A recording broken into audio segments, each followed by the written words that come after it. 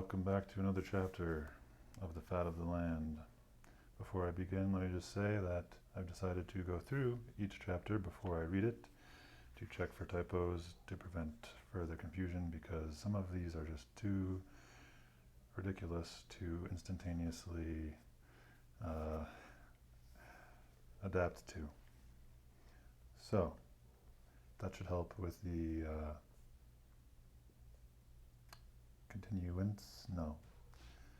the flow in the future. Okay, Chapter 2.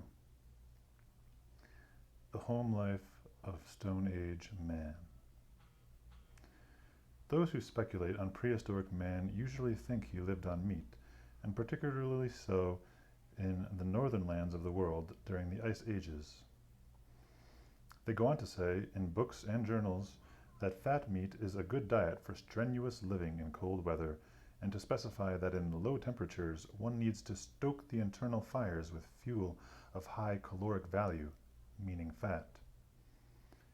These theorizers frequently go on to say that Paleolithic man who hunted the reindeer and muskox in Middle Europe thousands of years ago was in a stage of culture similar to that of the Eskimos, who have been found in the Arctic during modern times, hunting the same animals, using stone implements like those of prehistoric man, and dressing in skins.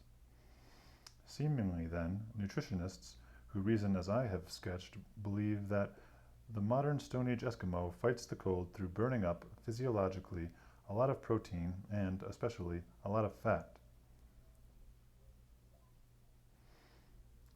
The evidence will show, however, that the Eskimo requires no more food than a Scotsman, or at least not through living where the weather is colder. Perhaps the best phrased solution to this problem is that the late Archdeacon Hudson Stuck of the Protestant Episcopal Mission, Fort Yukon, Alaska. The post has nearly or quite the lowest temperature record for Alaska, 79 degrees, or perhaps 80 degrees below zero, and this was known to an audience whom the missionary addressed during what proved to be his last lecture tour through the States in 1919. A woman rose to question him. "Archdeacon, we simply cannot understand how you managed to endure the terrible cold at Fort Yukon." Stuck replied, "Madam, we do not endure any cold at Fort Yukon. We live in houses, we burn fuel, and when we go outdoors, we put on clothing." This correct answer has within it the right solution to the problem whether Ice Age man required a diet especially high in calories with which to fight the cold. Biologically speaking, he could not have fought it and still survived to become our ancestor. For the human animal seems incapable of more than insignificant biological adaptation to cold. He does not have feathers as grouse do. He does not have fur as rabbits do. He would freeze to death long before he could develop, through evolutionary process, either of these forms of protection. The little hair he has on his body is not well distributed for keeping him warm, nor does he grow fur at the roots of the hairs, as with many dogs. His fat has a tendency to gather in certain restricted localities, and does not spread over his whole body as a shield beneath the skin, like the blubber of a seal. Indeed, few things are more nearly self-evident than the complete biological failure of man to adapt himself to a climate of chill winters. This means that African, European, and Greenlander are on equal footing here. Admiral Peary is on frequent record that his best traveling companion was Matthew A. Henson, a Negro. Cape Verde Islanders, Canary Islanders, and Hawaiians were favored personnel of the Yankee whaling fleet when it used to winter in the northwestern Canadian Arctic. One of the best men of my third Arctic expedition was a Samoa Islander. An Italian polar expedition under a member of the royal family, the Duke of Abruzzi, took the farthest north record away from the Norwegians, and did it, as the narrative of the expedition shows, less through skill than brute endurance. But I need not labor a point that is now generally conceded. Either man has not been away from his ancestral tropics long enough for evolutionary adaptation, or else his rend of change is not in the direction of bodily adjustment to sub-zero cold. Why should it be, when all he needs in order to be safe and comfortable in the Arctic is to adapt his mind, his ideas?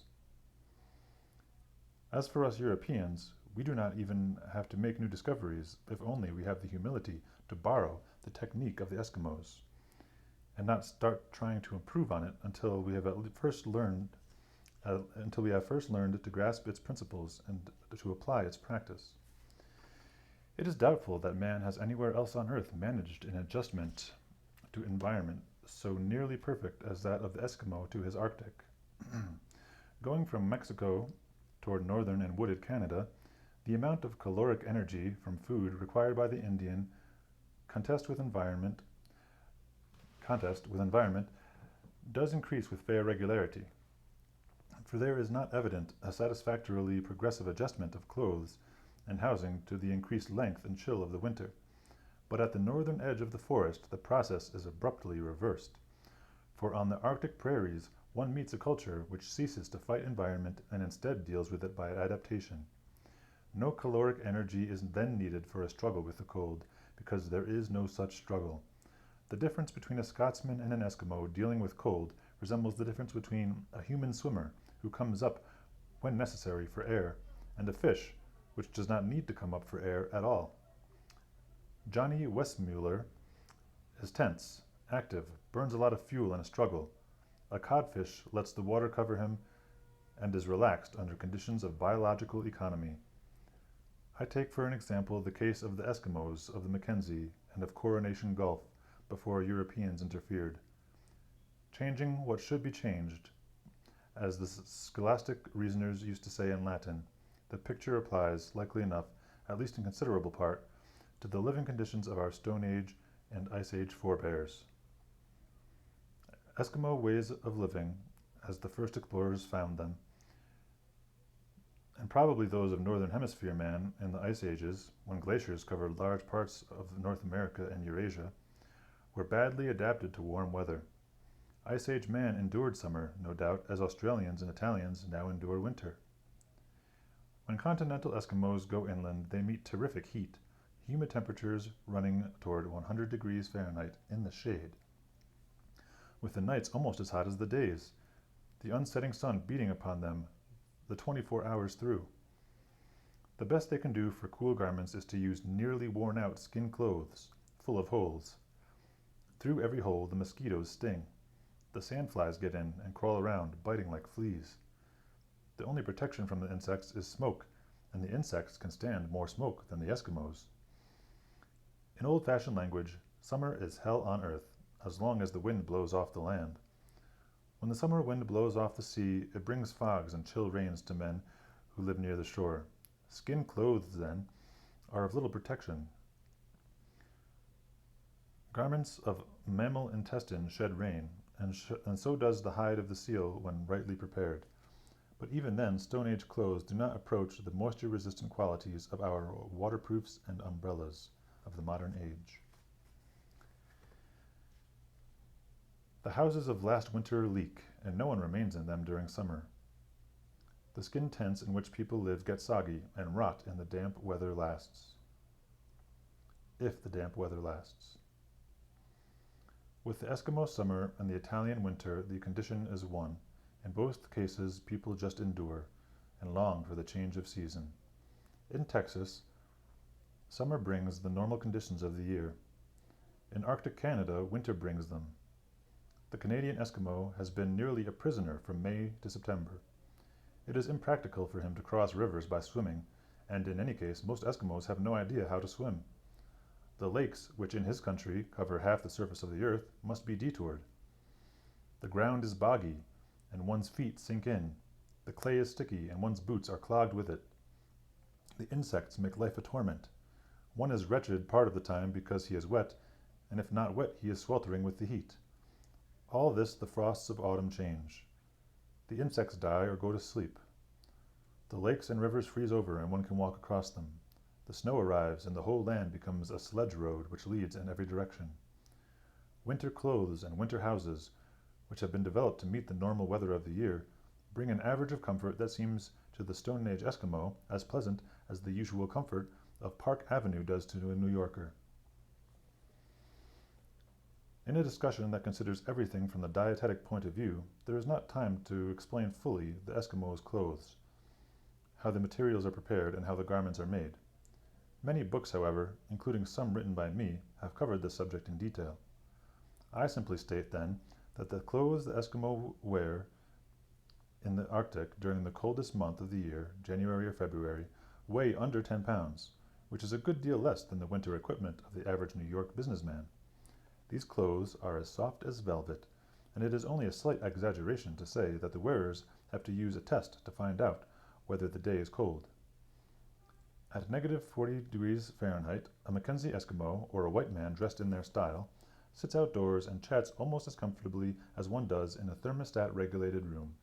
The cold, about which the polar explorer can read upon the scale of his thermometer, will touch only those parts of his body which are exposed, the face and the inside of the breathing apparatus, a small fraction of the body needing little fuel for counterbalance. Warm and completely protected elsewhere, he can sit comfortably even with bare hands. Indeed, the ears, particularly liable to frost, seem to be about the only body parts likely to freeze if exposed at 40 degrees below zero, while most of the rest of the body is warm. This is true only during calm weather. A strong wind at -30°F will freeze almost any exposed part of the body if given time. But Eskimo clothes are nearly windproof as part of being nearly cold-proof, so that, even in a wind, little caloric energy is needed for counterbalancing a low temperature. The houses of Mackenzie River, typical in their warmth of the dwellings of most Eskimos, have frames of wood with a covering of earth so thick that, practically speaking, no chill enters except as planned ventilation, for which a diving bell principle of control is used. A room filled with warm air can lose no great amount of it through an opening in the floor, while the cold air below that opening is not able to rise into the house appreciably faster than the warm air escapes at the top. The roof ventilator of a dwelling that shelters 20 or 30 people is likely to resemble our stovepipes in diameter. This makes fairly good ventilation, for there may be a difference of temperature from 100 to 150 degrees between indoors and out. With that gradient, the house air is so much lighter than the general atmosphere that the difference produces a terrific pressure, and the warm air rushes out as a forced draft. Air for replacement enters at floor level by a trap with an area from 15 to 30 square feet, so slowly that there is no draft appreciable to the inmates. Through this diving bell control of ventilation, there develop several temperature levels within the house, or rather an upward gradation of warmth.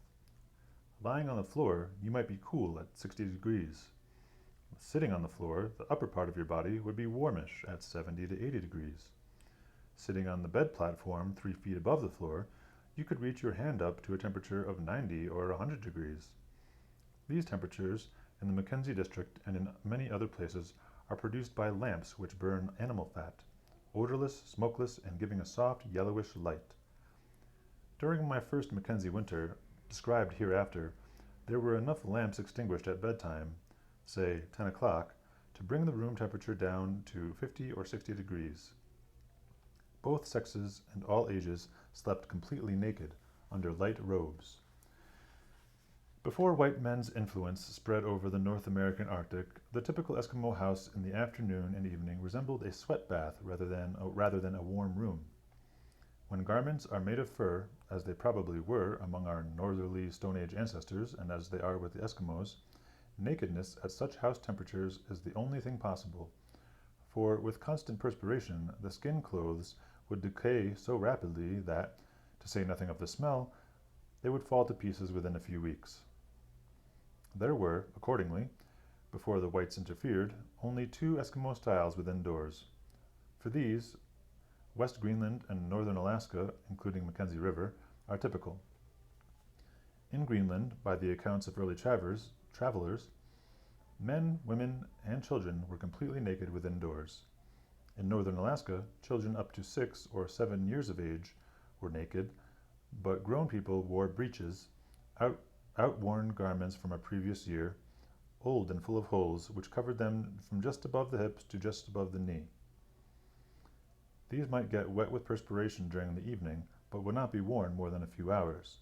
Whoever put on regular clothes for outdoors would hang his indoor breeches up to dry. For the Stone Age Eskimo realized that drying prevents decay. One person might have 2 or 3 pairs of trunks, being careful that each, at least once every 3 days, would get thoroughly dried. They did not have any theory about germs that flourish in warmth and moisture, but they prevented decay by a method which killed the germs. In the Mackenzie house, then, we used to sit stripped, except for the breeches, from around 4 in the afternoon, when the outdoor work was done, to around 10 or 11, when it was bedtime. There were streams of perspiration running down our bodies constantly, and the children were occupied in carrying around dippers of ice water, from which we drank great quantities. Pausing for dietetic emphasis, note is made of 2 important conditions under which we ate our meals that were 100% meat. While indoors, we were living in a humid, tropical environment. When outdoors, we carried the tropics around with us inside our clothes. Neither indoors nor out were we using any considerable part of the caloric value of our food in a biologic struggle against the chill. We drank with our evening meal some warm broth in which our meat had been boiled. However, by native custom, we never alternated bites of food and sips of drink. We might eat a whole meal without a drink, following sometimes with a dipper of warm broth, and perhaps a little later taking a good round draught of cold water. At the cold meals, or after them, our drinks were also cold. If inexperienced in primitive cultures, one is likely to misinterpret general statements about food. I might tell you, correctly, that the chief food of a certain group of Eskimos with whom I lived was caribou meat, with perhaps 30% fish, 10% seal, and 5 or 10% made up of polar bear, rabbits, birds, and eggs. This might lead one to visualize meals where there would be a fish course followed by a meat course, and where we would breakfast, at least occasionally, on eggs. Such is most unlikely to be the case with primitive peoples. If 50% of the year's food is caribou meat, the primitive likely eats practically nothing but caribou during approximately half the year, seldom tasting this meat the rest of the 12 months. His fish percentages will come in similarly restricted periods, and they are likely to be fish exclusively. The eggs, far from being breakfasts distributed through several months, would be occasional days of nothing but eggs during only 1 month of the year in the spring. The Eskimo situation varies from ours still more when it comes to vegetables. In the Mackenzie district, these were eaten under 3 conditions. The chief occasion for vegetables here, as with most Eskimos, was a famine. There were several kinds of vegetable things known to be edible, and they were resorted to in a definite succession, as prejudices were overborne by the pangs of hunger. True famines seldom, if ever, occurred in the Mackenzie, but small groups would get short of food through some accident, and then famine practice in eating would result. Some vegetable foods were eaten because the Mackenzie River people liked them. They were chiefly berries, and among berries chiefly the salmonberry or cloudberry. The Mackenzie River people ate these only during the season, but in western Alaska and elsewhere, berries and some other vegetable foods were preserved in oil for winter use, sometimes as delicacies, sometimes to guard against famine, and no doubt frequently with a mixture of both motives. One form of vegetable dish is eaten strictly in connection with another that is non-vegetable. The moss, twigs, and grass from a caribou's stomach are used as a base for oil. In my experience, the commonest reason for this use was that someone from a distance arrived with a bag of oil that was either in a particularly delectable state of fermentation, corresponding to camembert cheese that is just soft enough, or else this was an oil from a favored animal not common in the district, say white whale fat, brought into a sealing community. The question would then arise, how shall we eat this oil? Most likely there would be on hand boiled lean meat, or perhaps wind-dried fish, and the matter was simple. You cut or broke the lean meat or the fish into bite-sized pieces, dipping each into the fat. But if no lean meat happened to be available, there was perhaps the suggestion that a caribou had been killed recently. The paunch was likely still in fair condition, and why not use that to make a salad? Usually the suggestion had an uneven reception, the majority perhaps agreeing and eating the oil that way, while the remainder just dipped their fingers into the oil a few times and licked them off. Nobody drinks large swigs of oil, or at least this habit is not known among Eskimos. There are European districts where certain oils are drunk in limited quantities. For instance, Scandinavian fishermen often have a belief in the nearly magical value of cod or halibut liver oil, and some of them will toss off, most likely in the morning, the equivalent of a wine glass full. I have never seen a similar custom among Eskimos. The nearest to it was during one famine period where there were 6 Eskimos with me, 5 of whom ate oil soaked up with feathers or caribou hair, moss or tea leaves, to make a kind of salad. But one member of our party, an aged Eskimo man, wanted his ration of oil in a teacup, about half a cup. He took longer to sip it than the other Eskimos and I did to eat our salad, perhaps requiring half an hour. A white man's preferences in cuts of meat will change when he switches from the average European or American diet, where meat is less than the combined quantity of the rest of the food, to a diet that is mainly or wholly meat. It seems that in the good old days, when teeth were presumably better, the people of England judged meat not by its tenderness, by ease of chewing, but by its juiciness and flavor. They condemned their meat by saying it was tasteless or dry. We disparage it by calling it tough. The difference of our attitude from theirs is no doubt in part a reflection of the change to where more than 90% of even our high school children have cavities in their teeth. Quite as much, no doubt, the difference may be traced to the increased prevalence of what we think of as French cooking, where the ideal seems to be to season and otherwise handle any food so that it shall taste like something else. For that sort of cooking, and for weak teeth, the ideal piece of meat is the tenderloin. Having no flavor of its own, it will readily take on whatever flavor the cook desires to confer upon it, by a sauce or other device, and it is never hard to chew. The teeth of exclusive meat eaters are good, at least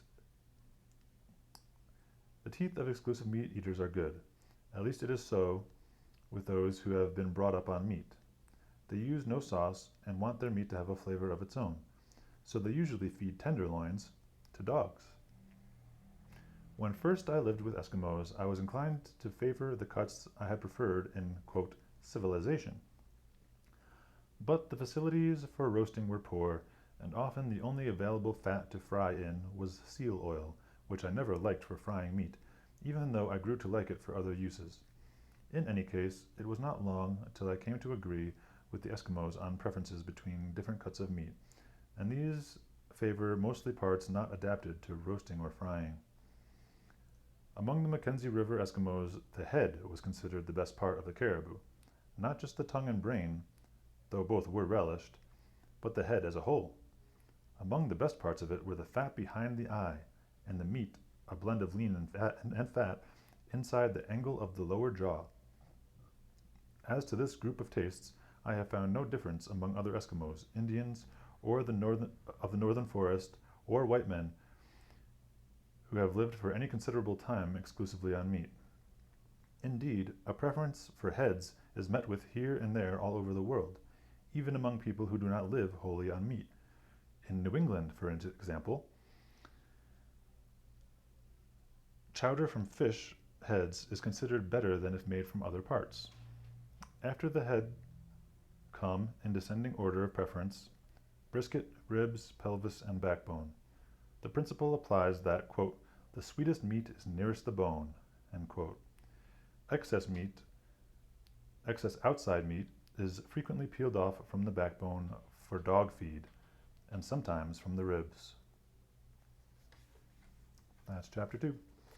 Next is chapter 3, the field experience. Catch you on the next one.